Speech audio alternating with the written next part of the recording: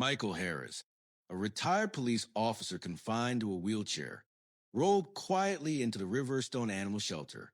He wasn't seeking comfort. Not really. He only hoped to find a dog, any dog, that might break the oppressive silence of his empty home. The solitude of his modest house had become unbearable, a cage far worse than the wheelchair that restrained him. But when he reached the last cage, his chest tightened, his breath caught, and the world seemed to tilt. There, in the shadows, lay a German shepherd, scarred and motionless. One tired lift of the dog's head, and Michael froze. It was Bruno, his loyal K9 partner, who had vanished 3 years ago during a mission gone tragically wrong. How had Bruno survived all this time? And why had fate returned them to each other in this unlikely place after years of unbearable loss? The questions clawed at him, but there was no time to think.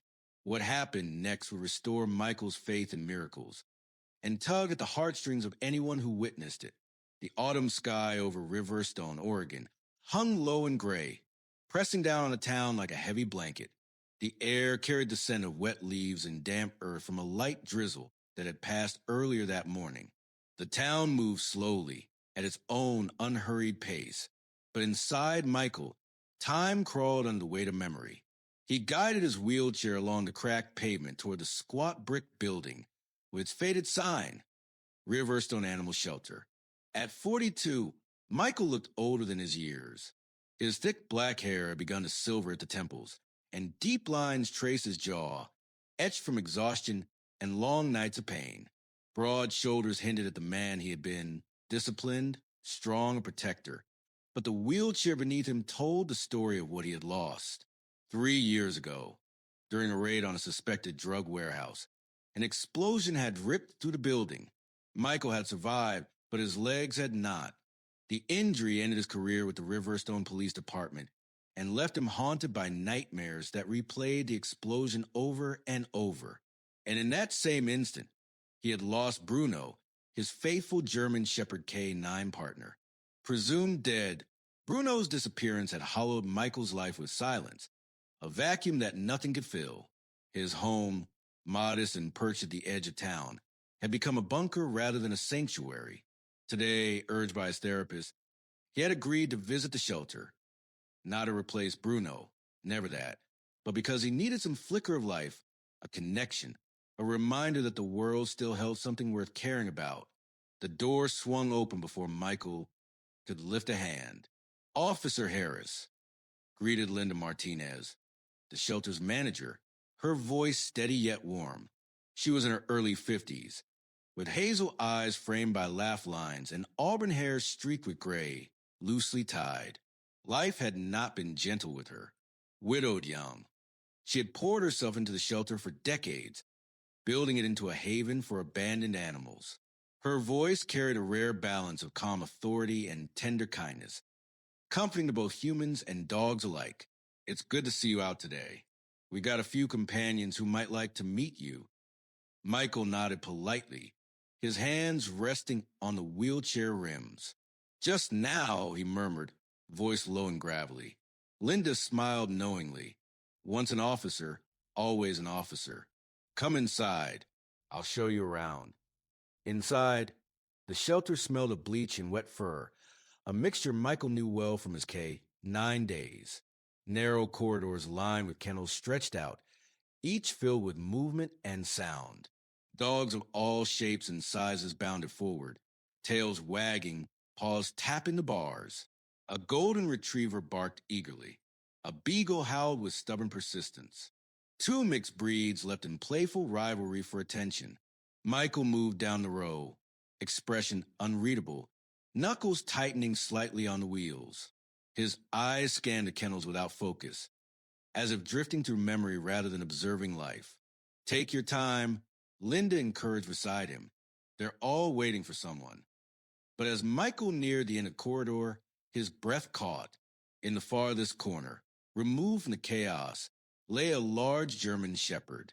His coat was rough, patchy, scarred, and his posture spoke of years of hardship. Unlike the others, he did not rush the gate, did not wag his tail. He lay still, almost as if he had given up, expecting no one to come for him. Michael's heart thundered. His gaze locked onto the shepherd's face, and for a split second, the world fell away. Those deep amber eyes, weary yet alert, were eyes he had known before. No, Michael whispered, voice cracking, leaning forward in his chair, gripping the wheels until his knuckles whitened. It can't be. The shepherd stirred at the sound, slowly raising his head. For a heartbeat, he only stared, then let out a soft, almost questioning bark. Michael pressed a hand to his mouth, overwhelmed. Bruno? The name escaped like a prayer. Linda frowned. You know him? Michael wheeled closer until I leveled with the dog. His chest ached as memories flooded back. Nights patrolling dark streets, wordless companionship. The sound of paws beside him during the chase. He reached through the bars. Bruno's ears twitched at first. Then recognition broke through. The dog stood, unsteady, scarred, but unmistakably alive. His muzzle pressed against Michael's palm, letting out a sound that was half whimper, half relief. Linda's eyes widened. He never gets up when people pass. He's been like a ghost in that corner for months. We didn't think. She trailed off, watching the bond ignite, like a flame long smothered but never extinguished. Tears burned Michael's eyes, but he did not look away. I thought I lost you, he whispered, stroking Bruno's fur. 3 years, and you survived. Bruno pressed closer, tail giving a tentative wag. The first sign of hope in a body long burdened by neglect. For the first time in years, Michael's chest loosened. Something inside him cracked open. The shelter, the noise of other dogs, all faded. There was only him and Bruno. 2 broken souls not beyond repair. Linda's voice was reverent. Michael, I think you found your companion. Michael shook his head, voice steadier now. No, I think I just got my partner back. He leaned closer. Bruno, scarred thin, for dull by neglect, shifted slightly. His hind leg bore an old injury, muscle wasted, movement stiff. But those amber eyes gleamed with the same fire that had once raced beside Michael through dark nights. A low growl, uncertain yet alive, rose from the dog. Then a single bark, sharp, asking, "Is it really you?" Michael swallowed hard, whispering the old service command. "Sit!" Bruno's body jerked, then lowered into a hunch, just as he had hundreds of times before. The sight broke something loose in Michael. "You remember?" he murmured, hand pressed to the cold bars. Linda stepped closer, awestruck. "I don't believe it. That dog never responds to anyone. He barely eats. I thought he'd forgotten how to trust." Michael's steel gray eyes softened. 3 months ago, a trucker spotted him limping along the highway near Cedar Ridge. Took us an hour to coax him close. He fought like he thought no one would come. Since then, he stayed in that corner, quiet. No one has shown interest until now. Michael looked back at Bruno, still sitting obediently, gaze fixed on a man who had once been everything. What had those 3 missing years held? Cold nights, hunger, pain? Yet here he was, disciplined, loyal, alive. A young staff member, Kevin, passed by.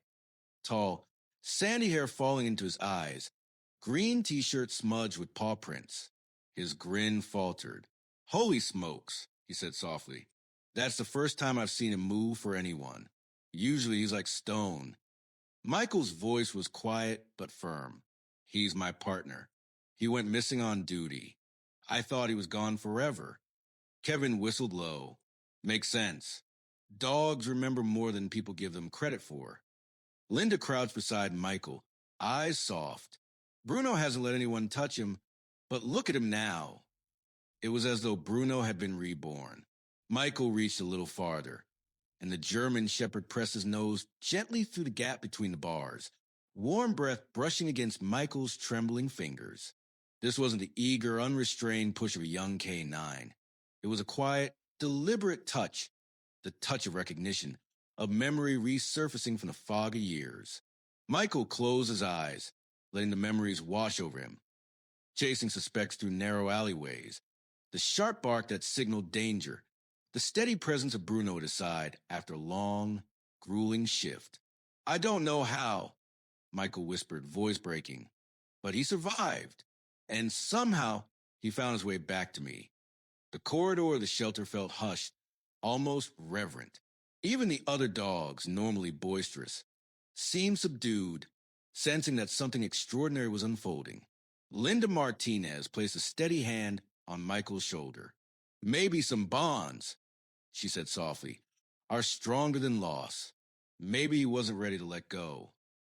Bruno gave another bark, gentler this time, his tail swishing once against the concrete floor. Kevin, the young volunteer, cleared his throat, a little awkward but smiling.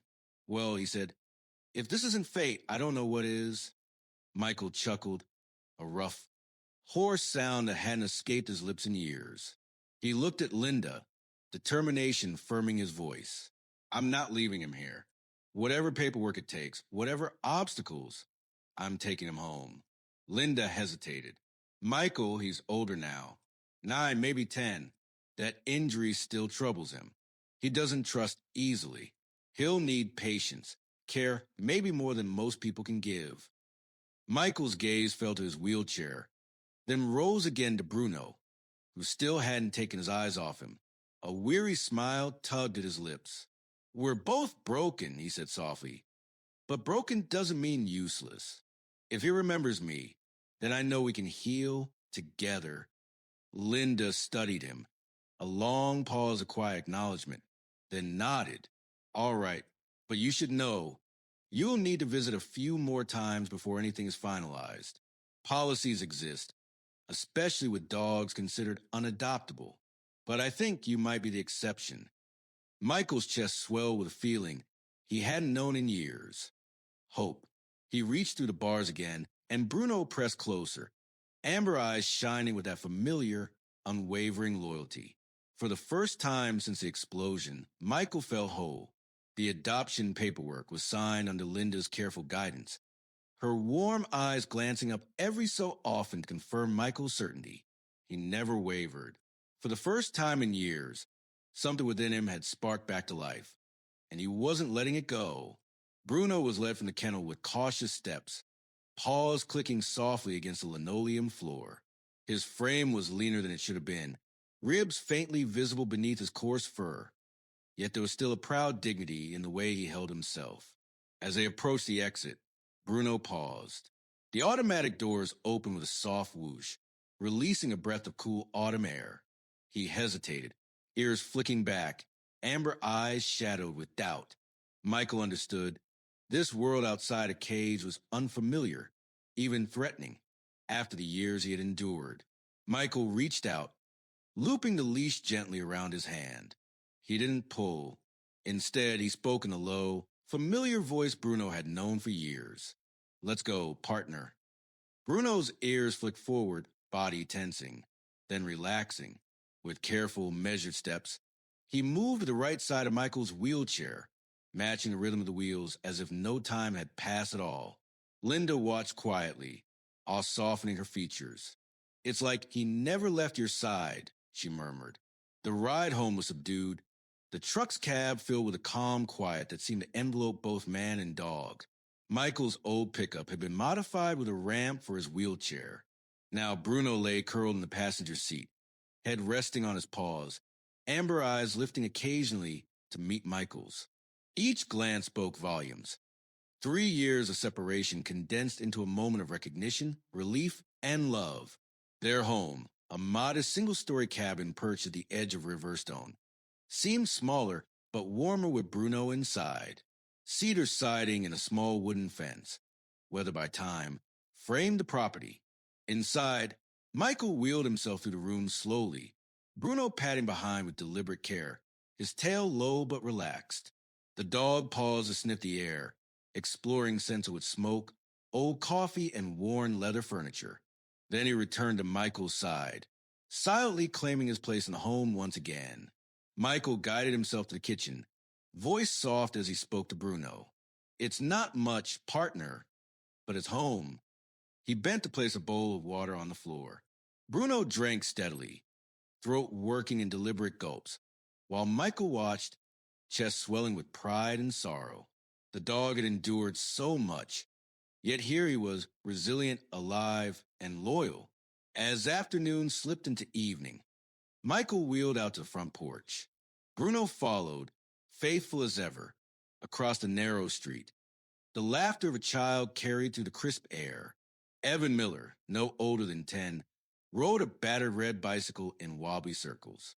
Chestnut hair sticking in every direction, jeans torn at the knees, his face carried both openness and the quiet loneliness that came from lost companionship. Evan froze at the sight of Bruno. "Whoa," he whispered, dropping the handlebars. "A German shepherd." Bruno stiffened, ears tilting back, body lowering in caution.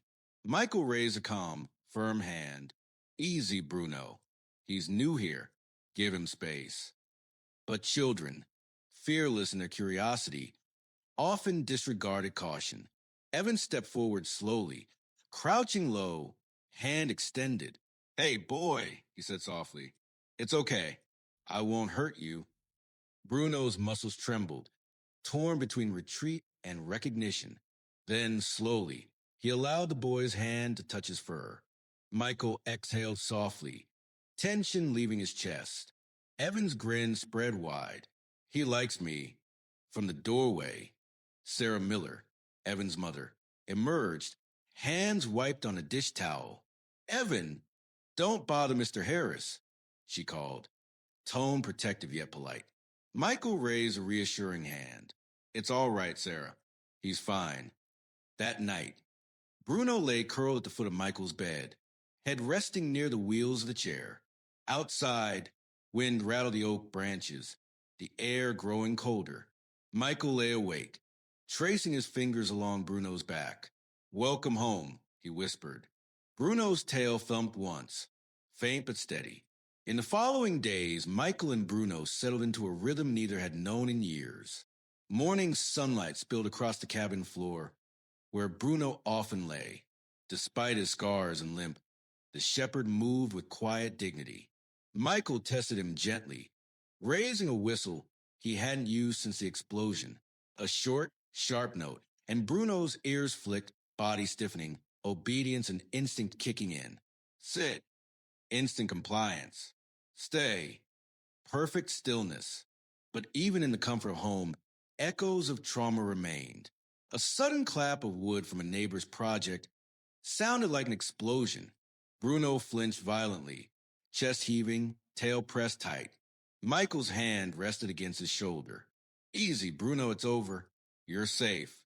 Gradually, the shepherd eased, trusting the man he had always known. Later, Linda stopped by, a bag of treats in hand. "Look at him," she said warmly. "Settled in, like he never left." Michael smiled faintly. "We're getting there. The memories aren't always kind, but he remembers everything." Over the next week, small acts of kindness arrived at Michael's porch. A box of biscuits with a note from a child, a leash from a retired veteran embroidered with "never forgotten." Each gesture built a quiet testament to loyalty and resilience. Bruno had become more than a dog. He was survival incarnate. One crisp evening, Michael sat on the porch, blanket over his lap, Bruno's head resting on his boot. Across the street, Evan kicked a worn soccer ball. Bruno perked up, nudged the ball back. Evan's grin widened. "Thanks, boy." Michael watched, heartful. Bruno's loyalty, quiet courage, and resilience weren't just healing him. They were reminding Riverstone of hope. Michael sat in his wheelchair near the hearth, a thick blanket draped across his legs. Bruno lay curled at his feet, ears twitching at every rumble of thunder. Outside, the storm carried an oppressive weight, pressing against the walls, making silence feel almost suffocating. Michael reached for his inhaler on the side table. But even the simple act was a struggle. His chest tightened. Each inhale shallower than the last, a cruel reminder of the scar tissue left by the explosion 3 years prior. "Damn it," he muttered, fumbling with the device.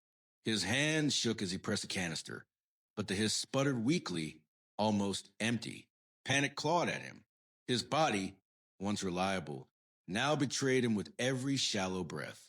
Bruno's head lifted instantly, amber eyes sharp, ears pricked, every muscle coiled. He let out a low, urgent bark. Michael forced himself to speak, voice barely above a whisper. Easy, boy. I'm all right. Another wave of breathlessness struck, and he clutched the armrest of his chair, chest heaving. The dog's instincts flared. He rose, circling once before darting to the front door. His barks grew frantic, paws pawing the wood with desperation. When Michael didn't move, Bruno turned back, gaze burning with urgency, then threw his weight against the door. The latch gave, and Bruno bolted into the storm, fur plastered his body, droplets splashing with every stride. Across the street, Evan Miller stood at his bedroom window, mesmerized by the chaos of the storm. Lightning flashed, thunder rolled. But tonight a strange unease prickled at him when he saw Bruno tearing across the street, barking at the front porch of the neighbor's house. He dropped the curtain and ran toward the door. His mother, Sarah, intercepted him. Evan, what on earth? She stopped short, eyes widening as she took in the drenched shepherd, paws scrabbling across the porch, barking back toward Michael's house, urgency ringing in every note. Sarah Miller was a woman shaped by hardship, slender and tall, with dark brown hair tied into a messy ponytail streaked prematurely with gray. Life as a single mother, juggling long diner shifts and raising Evan alone after her husband's death, had left shadows beneath her eyes. Still, she carried herself with quiet strength, slow to trust but decisive when instincts flared. Something was wrong. She tugged on her raincoat, pulled Evans hood over his head, and hurried across the street. Show us, boy, she called to Bruno, voice strong against the wind. Take us. Bruno didn't hesitate. He bolted back toward Michael's porch, stopping only to bark until they followed, paw splashes scattering across the waterlogged ground. Sarah shielded Evan with her arm as they neared the doorway. The door was ajar, wind howling inside. Michael slumped in his wheelchair, pale, breath shallow and ragged. He clutched the edge of the armrest, sweat slicking his brow. Sarah knelt beside him. Michael, stay with me, she urged. Then Evan, phone 911. The boy scrambled to the landline, hands trembling as he dialed. His voice cracked while he relayed the situation, eyes darting to his neighbor's struggle. Bruno stood rigid beside Michael, barking sharp, urgent intervals as if directing their attention to crisis. Sarah gripped Michael's hand, her voice firm but trembling under the storm's weight. Hold on. Help's coming. Michael managed a faint nod, eyes flickering briefly to Bruno, who seemed to anchor them both in the moment. Minutes stretched like hours until the red flash of ambulance lights pierced the rain. 2 EMTs, soaked to the bone, arrived. Tom, heavy set with sandy hair carrying an oxygen tank, and Alicia, lean with cropped black hair, wheeling in a stretcher. They moved swiftly, fitting a mask over Michael's face, adjusting the oxygen flow. His breathing steadied gradually, the rasp softening into steady pulls. You'll be all right, sir, Tom assured him. We've got you. Bruno remained beside them, body tense, fur dripping, eyes never leaving Michael, as though daring the storm itself to challenge him. When the EMTs lifted Michael onto the stretcher, Bruno pressed close, brushing his muzzle against his old partner's hand. Michael's lips moved beneath the mask. Good boy, you saved me. Evan, wide-eyed, whispered to his mother. See, Mom? I told you he's a hero. Later that night, after the ambulance carried Michael away and the storm subsided, Sarah stood on the porch with Evan. Bruno sat beside them, exhausted but unyielding, damp for still clinging to him. Sarah reached down, hesitating, then ran her fingers gently along his back. Thank you, she murmured. You're more than a dog. You're family. Evan's grin was bright even in the dim porch light. He wrapped his arms around Bruno's neck. You're our guardian. That night marked a turning point.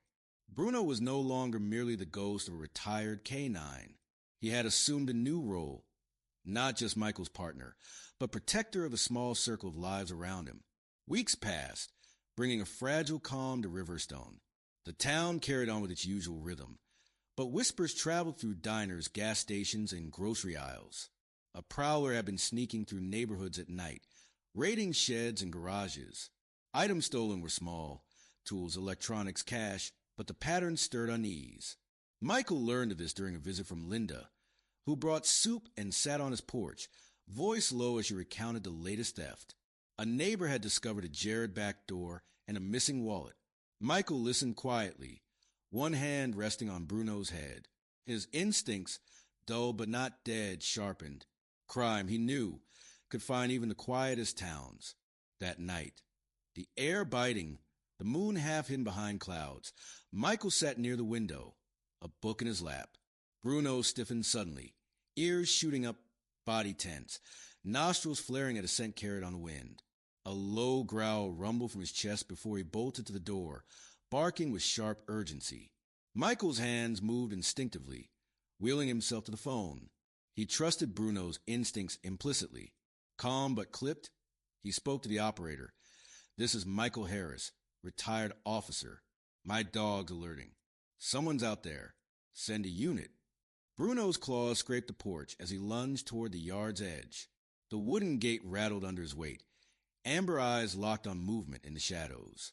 2 blocks away, Officer Ryan Carter, a young but diligent patrolman with sandy hair and a square jaw, picked up the call. Admiring Michael's legacy, Ryan swung his cruiser down Maple Street, headlights cutting through the darkness. In the yard, Bruno barked relentlessly. A lean man in a dark hoodie scrambled over a fence, but was caught immediately by Ryan's flashing lights and commanding voice. Within minutes, the suspect was pinned against a cruiser, cuffed, defeated. Michael wheeled forward, calling Bruno with a sharp whistle. The shepherd returned, still tense but obedient, eyes never leaving the suspect until the cruiser drove away. Michael patted his head. "Good work, partner. Still got it." Word spread quickly. By morning, the cafe, post office, and school buzzed with talk of the K-9 who saved the street. Children whispered the German shepherd who apprehended a thief. At home, Evan Miller was inspired beyond words.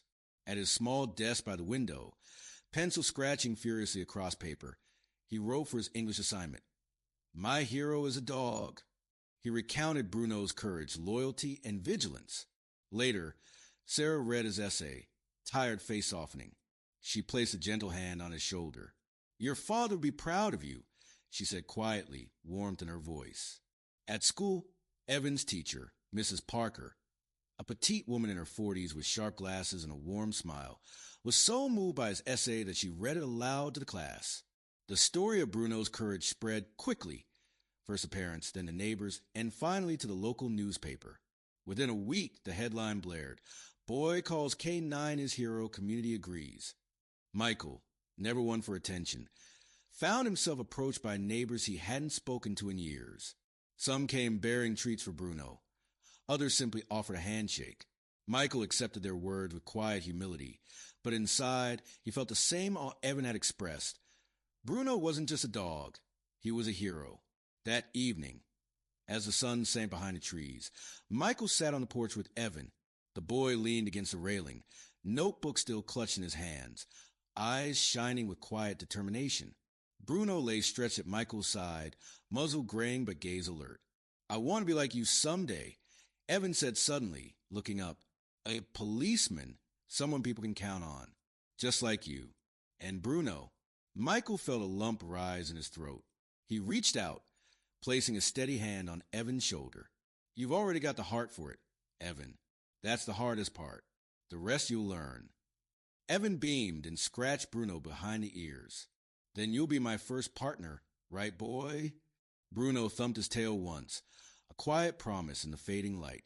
That night, with crickets singing and the street serene, Michael wheeled himself inside, Bruno following faithfully. For the first time in years, the neighborhood felt like more than a place to live. It was a community, and it all had begun with the dog who had returned from darkness. Spring arrived in Riverstone with the smell of wet earth and blossoms filling the air. The storm season had passed, leaving the sky clear and the neighborhood paths alive with greening grass.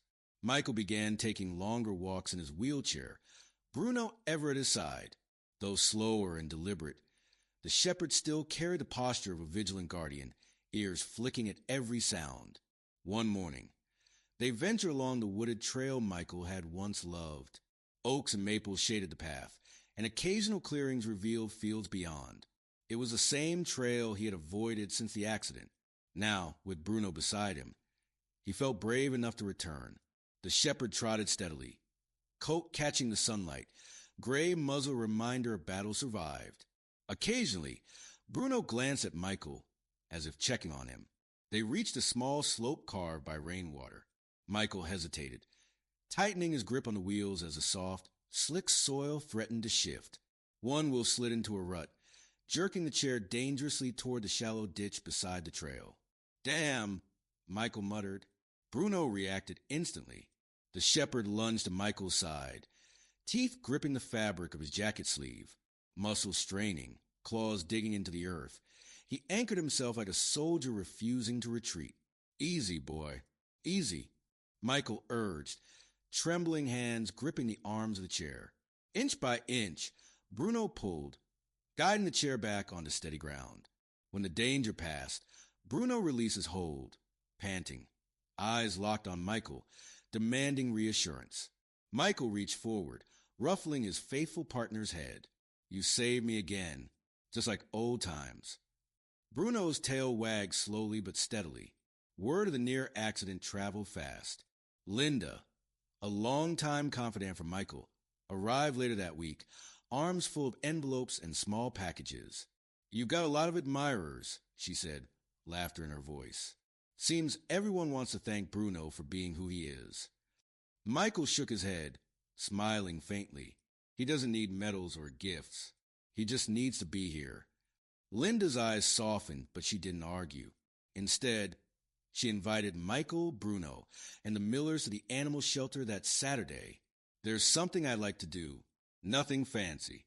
Just a way for everyone to celebrate what Bruno means to this community." The shelter yard buzzed with neighbors when they arrived. Folding chairs lined the rows, and a banner across the fence read, "Companion of Honor." Children clustered at the front, whispering excitedly, while older residents watched with quiet reverence, recognizing loyalty when they saw it. Bruno sat proudly beside Michael's wheelchair, ears alert yet calm. Evan bounced on his toes nearby, face aglow with excitement, while Sarah stood behind him, hands resting on her son's shoulders. Pride softened her usual caution, for Evan, for Bruno, and perhaps for Michael, whose resilience she deeply admired. Linda stepped forward, auburn hair neatly tied back, voice carrying across the gathering. "We are here to honor not just a dog, but a symbol. Bruno has shown us that courage doesn't fade with time and loyalty doesn't die in the dark. He has saved lives, reminded us what faith looks like, and taught us the value of second chances." She turned to Evan, holding a small box. And who better present this than the boy who wrote what touched all our hearts? Evan's hands shook as he opened the box. Inside lay a medal attached to a sturdy leather strap, engraved with the words, "Companion of Honor." His hazel eyes sparkled as he knelt before Bruno, fastening the strap around the shepherd's neck. "For you, buddy," he whispered. The crowd erupted in applause, some cheering, some wiping tears. Bruno stood tall, tail wagging, gaze sweeping the crowd as if acknowledging every single person. Michael's throat tightened with pride. He reached down, brushing Bruno's ear. "Looks like you've outranked me now," he said softly, a quiet humor in his voice. Neighbors lined up to pat Bruno's head. Children presented drawings of capes and badges. Veterans saluted solemnly. For Michael, it was a moment of healing, a recognition not just of past deeds, but of the enduring bond he shared with his dog. As the sun dipped low, casting golden light across the shelter yard, Michael wheeled closer to Sarah and Evan.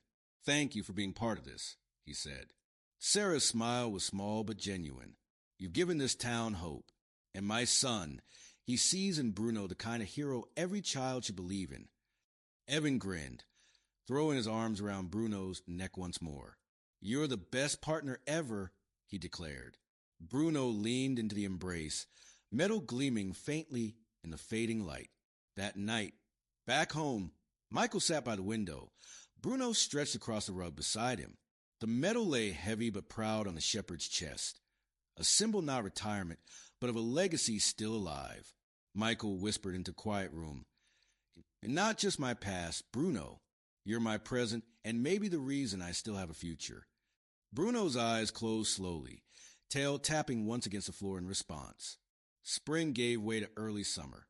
Riverstone thrummed with quiet renewal. Lilacs scented the air, and children's laughter floated through the streets. Michael sat on his porch, Bruno at his side, metal gleaming faintly in the sunlight. Life had regained its steady rhythm, yet Michael, ever a man of purpose, felt a tug at his heart. There was more to be done. One morning, he wheeled himself to the shelter, Bruno walking proudly beside him. Linda greeted them warmly, auburn hair pinned neatly, denim jacket worn from years of service. She had spent her life giving second chances to animals. Today, Michael came with an idea that sparked her curiosity. "I want to start something here," he said, voice steady, conviction carrying in every word. "A program, not just adoption, but training and healing for dogs like Bruno, ones who've been broken or written off. I want them to have what we found again." Linda tilted her head, studying him with keen hazel eyes. "You mean make Bruno the teacher?" Michael's lips curved into a rare, genuine smile. "Exactly," Michael said softly, watching Bruno settle onto grass with calm authority. "He's proof that scars don't have to end the story. He can show them the way back to trust." By the following week, the shelter yard had transformed. Neighbors volunteered time and supplies. Officer Ryan Carter, eager to support the initiative, brought crates and leashes from the precinct. Even Sarah came after long diner shifts, tie her brown hair back and rolling up her sleeves. Slender but strong, she carried the quiet determination of someone who had learned to keep moving through grief. Evan followed at her heels, boundless energy and curiosity fueling his every step. The first group of dogs was a patchwork of breeds and personalities. There was Daisy, a timid golden mix whose eyes darted nervously at every sound. Max, a bulky pit bull with cropped ears, often misunderstood, but gentle when treated kindly.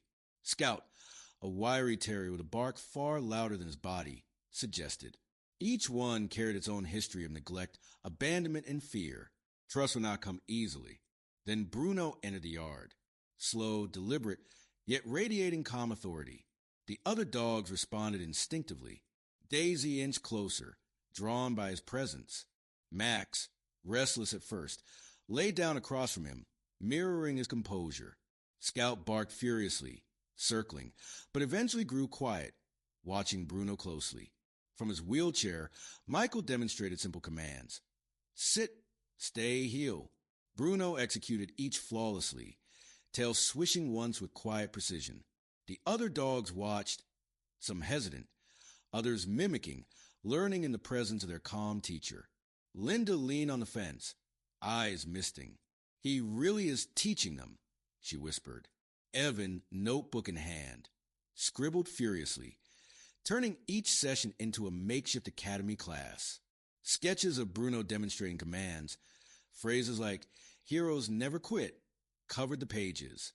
He dreamed aloud of one day joining the police force, and Michael listened, pride swelling quietly in his chest. Sarah, standing nearby, folded her arms with a soft smile. "You've given him something to look forward to," she said quietly. After his father passed, he shut down. Now, every morning, he's up early, ready to be here. You've given him hope. Michael glanced at Bruno, gently nudging Daisy forward toward Evan. "It wasn't me," he said softly. "It was him. Bruno gave us all another chance." Weeks passed. The program grew. More dogs arrived, each carrying their own scars. Some found new homes after regaining confidence. Others remained longer. Soaking in the calm, steady presence Bruno radiated. The shelter, once a place of sorrow, became a place of second beginnings. One Saturday afternoon, the yard buzzed with life. Children ran between kennels, squeals of laughter echoing, while parents chatted and volunteers handed out lemonade. Bruno sat at the center, a quiet pillar of it all, amber eyes following every movement. Michael rested beneath the shade of a maple tree, wheelchair parked, watching Evan toss a ball across the yard. Bruno, though slower than in his younger days, jogged after it and returned it with careful precision.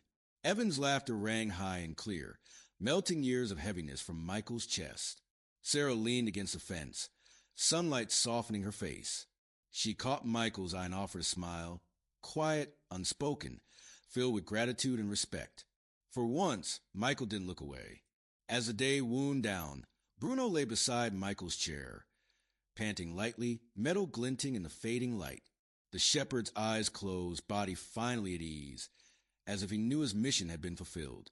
Michael rested a hand on Bruno's head, voice low, almost a prayer. "Thank you for finding your way back to me," he whispered. "And thank you for giving us another chance." Evan's laughter echoed across the yard as he called Bruno's name. Small figure chasing his loyal companion with unbridled joy. Michael felt a calm settle over him, unfamiliar but welcome. He was no longer just a broken officer, living in the shadow of the past. He had a family, a community, and a friend who had walked through darkness to bring him into the light. Bruno lay peacefully beside the wheelchair, eyes half shut, tail brushing the grass. No longer a lost dog hiding in a shelter. He was home. He was a hero. Michael and Bruno's story became a quiet testament. Even when we feel broken, life has a way of bringing light back. Their reunion was no accident. It was a sign that love, loyalty, and faith endure. Scars, both seen and hidden, do not define the end of the story. Miracles appear in the form of companionship, courage, and trust, often when least expected. If this story touched your heart, share it with someone in need of hope today. Comment below and tell us about the miracles you believe in. Subscribe for more stories of faith, healing, and the extraordinary bond between humans and animals. May your days be filled with strength, peace, and love. And if you believe in miracles and the power of loyalty, leave an amen in the comments.